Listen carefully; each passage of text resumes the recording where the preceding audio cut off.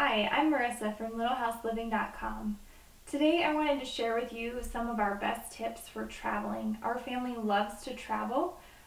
We don't necessarily consider it a vacation because we're still working while we're on the road and we're still doing school, but we love to travel. We love to see new places and meet new people and just be a part of different communities. So today I wanted to share some of my best travel tips with you, and I hope that you will find them useful and encouraging if you're hoping to travel and needing to stick on a budget.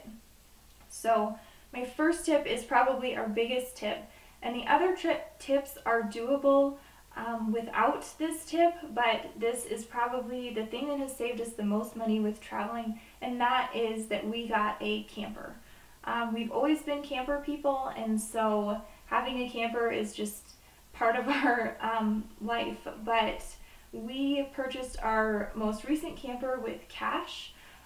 We bought it in January. It had some existing hail damage. It is not a perfect camper by any means, but it has enough beds to fit everyone in our home, and it has a sink and a small bathroom and a fridge, and that is pretty much all we were looking for in a camper. It's only 18 feet long, so it's really small and easy to pull wherever we want to go. We did try to pick something that was small because with the larger campers you can't always get them into some of the cheaper campgrounds or some of the places where you can boondock, which is camping for free. So we went with the smallest camper that we could that would still fit our family and still have the things that we needed, which were the most important, which was the fridge and a bed for everyone in our house. So that is the biggest thing that we did. And when you buy a camper, you can either buy it from a dealership or buy it outright. Either way that feels comfortable to you. We've definitely got some lemons on cars and things that we've bought from people instead of buying from a dealership because they haven't been checked over. But I know that you can get great deals either way. So we bought our camper, like I said, in January. It was definitely the off season, and the salesperson was definitely looking to make a commission on any camper because they don't sell a lot of campers in January in South Dakota. We offered them half price on the camper and they took it. So definitely don't be afraid to try and bargain.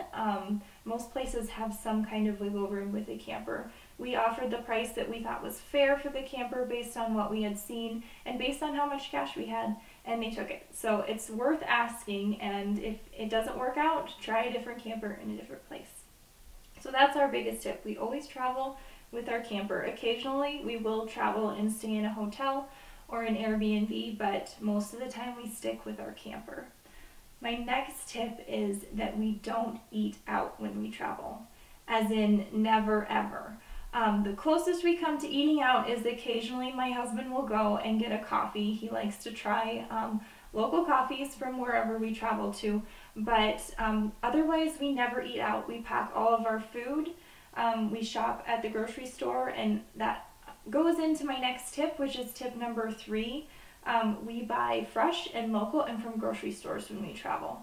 Our favorite place to go is the farmer's market if something is in season, or obviously if we travel in the winter we have less options for that. But if we're traveling in the summer, we like to go to the farmer's market and pick out what's fresh and what's local. It tastes better and it's fun to get to try different things when we're traveling. And it saves us a ton of money because we don't ever eat out at restaurants. I think that you could still save money while you're traveling if you eat out occasionally. I know that you can get special deals like through Groupon or something like that, but for us, with food allergies and things like that and wanting to try local produce, eating from farmers markets and grocery stores is the way that we go. So it's helpful to have our camper because we have a fridge, we have a way to prepare food. There's a little 2-burner stove inside of our camper. But if you're staying in a hotel, you can try to get a hotel that's got a microwave. There's a lot that you can cook in a microwave. A mini fridge if you need to keep things overnight. Otherwise, you can just buy fresh, or even buying fresh, even sometimes from the deli at a supermarket is cheaper than going out to eat. So I would definitely explore options when it comes to eating out. Our family likes to do picnics. We like to eat, you know, outside at picnic tables at the campground or at whatever park we're visiting or things like that. So we can easily go to the grocery store and get picnic foods and take them back to our campground and not even need a refrigerator or any kind of preparation materials or anything like that. So it's easier than you think when you put a little bit of thought into it. You can always take a cooler also when you're traveling. We have a cooler that we travel with even in our camper. We store it underneath the bed because our bed in our camper lifts up and there's a large area underneath. So we use that to keep extra foods or just to keep things cool if we're traveling when it's hot out. And it's one of the coolers that says that it keeps things cool for 7 days. So we'll put a little bit of ice in there, and it doesn't necessarily last 7 days, but it will last several days to keep food, even if we just have it in the car. So that's definitely a useful thing and a thing that you can save a lot of money with when you're traveling. The next thing, my tip number 4, is that when we camp, we try to boondock or stay with friends and family. Now this isn't always an option for everyone, especially if you have electronics that need to be plugged in or things like that. But our favorite way to camp is to just stay with our friends and family. And our camper is so small, we can easily park in someone's driveway without being a big hindrance or without being out on the road or things like that. It has been a great way to spend extra time with our friends and family while we're traveling because we're literally right there at their house without having to be in their house and bothering them and, you know, making a bigger mess in their house or things like that. We've got our own space and yet we're right there next to them. So we've been able to spend a lot of time with our friends and family by staying with them. And the other side of this is boondocking, which is not necessarily staying with your friends and family, but camping in free camping spaces. I do have a blog post about boondocking just to kind of give a basic overview of it. And so boondocking is parking in any kind of free parking for your camper. That can mean anything from like a store parking, like a lot of Cabela's and things like that. They offer free parking for campers. Or you can stay in public lands or National Forest Service or places like that. There is a ton of resources out there for those that want to boondock. Obviously, you are not going to have any kind of hookups for your camper if you're boondocking. So no electricity, no running water, no sewer, things like that. Occasionally, I've seen a spot that might have some kind of water, but it's extremely limited. So you just have to be prepared for those kinds of things if that's the type of traveling you want to do. Personally, we have an extra water tank that we keep in the back of our truck when we're traveling. Our water tanks in our camper are very small. So an extra water tank is necessary for us to be able to take a shower if we want to not be stinky while we're traveling. So we travel with the extra water tank. We have like a larger, more powerful battery in our camper, so when it's charged it will go a little bit extra time.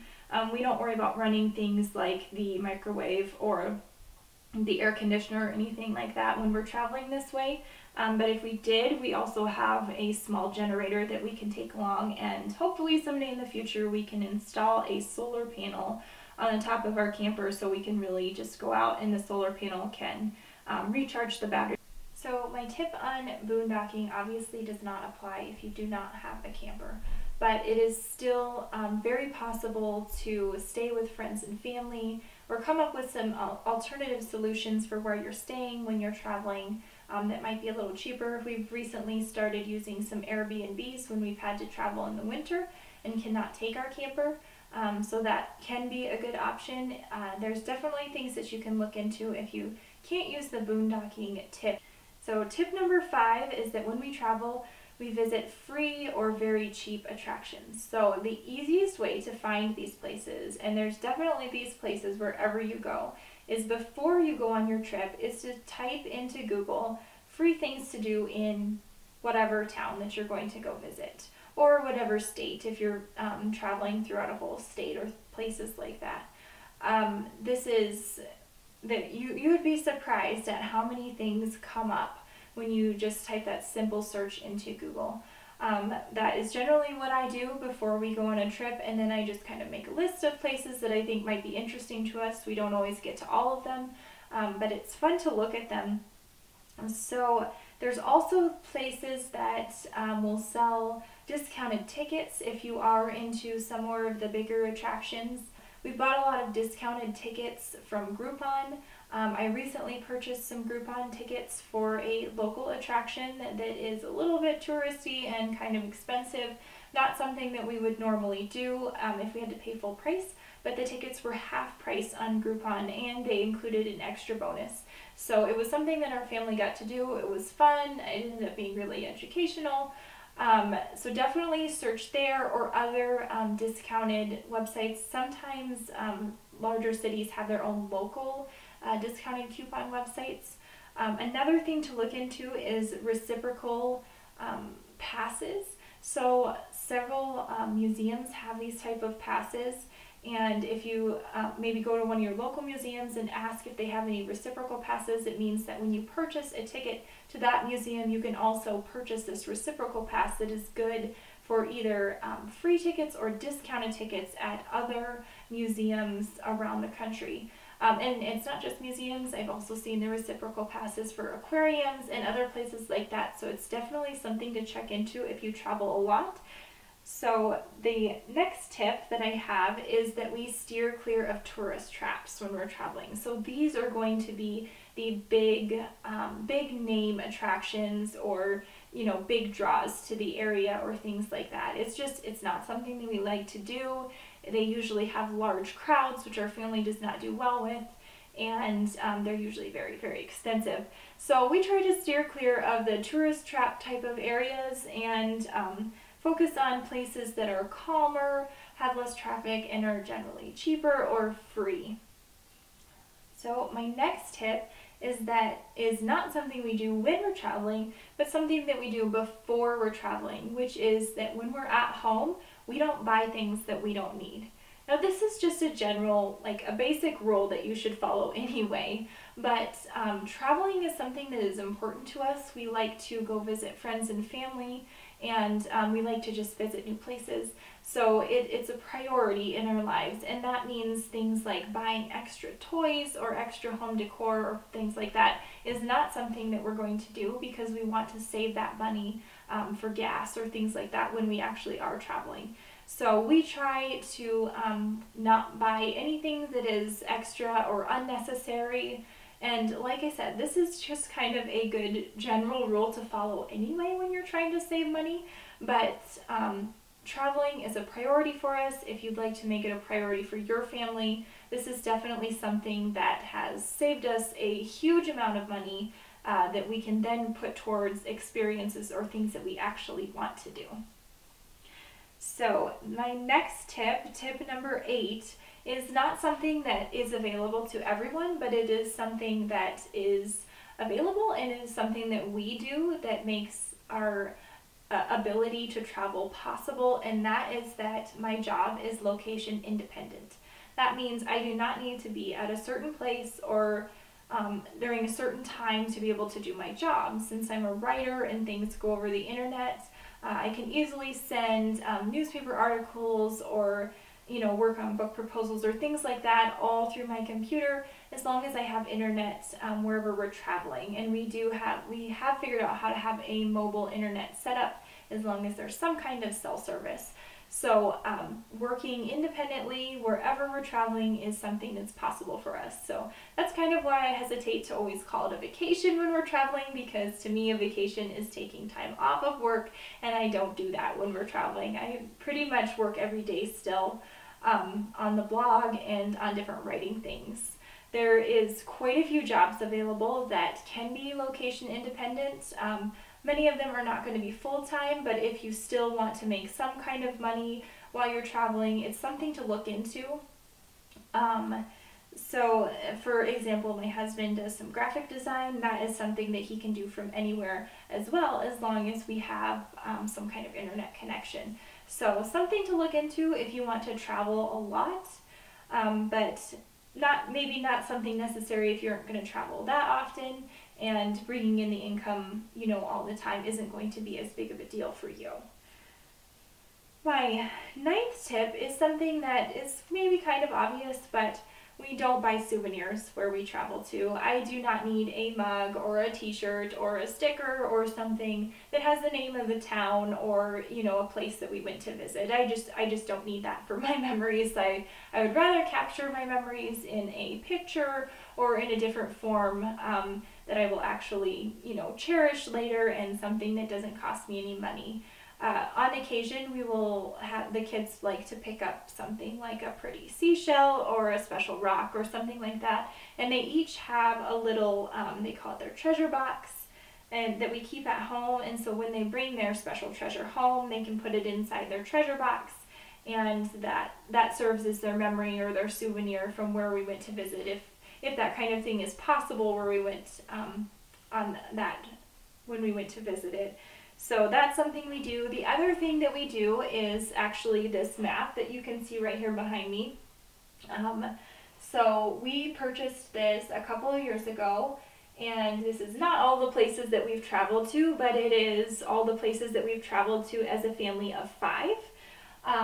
So this is just a cheap poster map that I bought, or a cheap poster frame that I bought from Hobby Lobby when it was half price, and this is just plastic, so you know it can't break. And then this map I purchased on Amazon for like $10 or something like that. So it was a really cheap setup. It goes up on my wall. It doesn't take up space in my house or cause extra clutter. It wasn't that expensive. And so all we do is every time we get home from one of our trips, we take a permanent marker, and this is a highway map, so we just highlight with the marker wherever we've traveled to. And it's a cool piece because it's a good conversation starter when people come to visit us. We can look at our map and, you know, share memories as a family from where we went. Or we can also look at our map and decide where we're going to go next. So we love keeping track of our memories this way, rather than bringing home a bunch of souvenirs that, let's face it, I'm probably just going to get rid of after we get home. So this has been better for us, and like I said, it just doesn't take up much space and it wasn't that expensive.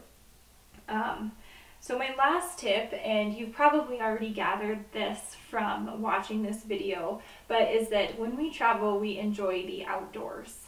Our camper is very small, so we're not spending a lot of time in our camper while we're traveling, and generally outdoor attractions or places that you want to see, like waterfalls or hiking or fishing, are either free or very, very cheap. So that is the kind of things we like to do when we're traveling. Like I mentioned, places that are outdoors or natural are generally calmer, they're less crowded. It's just more of our style. So before we travel, I do look up the free things to do, and then I look up different natural attractions wherever we're going. If there's some cool waterfalls or you know, neat hiking trails or things like that, that's something that I look up in advance, and I make a list before we go, so I know the different kinds of things that we can see, and you know, if they need a state park pass or if they're free, or things like that. So that is my last travel tip. I hope you've enjoyed this video. I hope that some of the tips are helpful for you. These are the main things that we do to be able to travel on a very tight budget. When we travel, we pretty much have expenses for gas, sometimes some maintenance on our vehicle, and we have some expenses on food, but since we use the grocery store, it's usually not any more than our regular food expenses. And that is primarily it. We may have some small expenses on some of the attractions if there's something really special we want to do, or if we have to buy a cheap campground in between, you know, boondocking or visiting friends and family or things like that. But otherwise, our expenses stay very, very low when we're traveling, and that is how our family is able to travel quite often on a very tight budget. So I hope that you've enjoyed this video, and I hope that you found the tips useful and helpful. And if you're looking for more tips, be sure to check out the other videos on this page or visit my website, littleHouseLiving.com.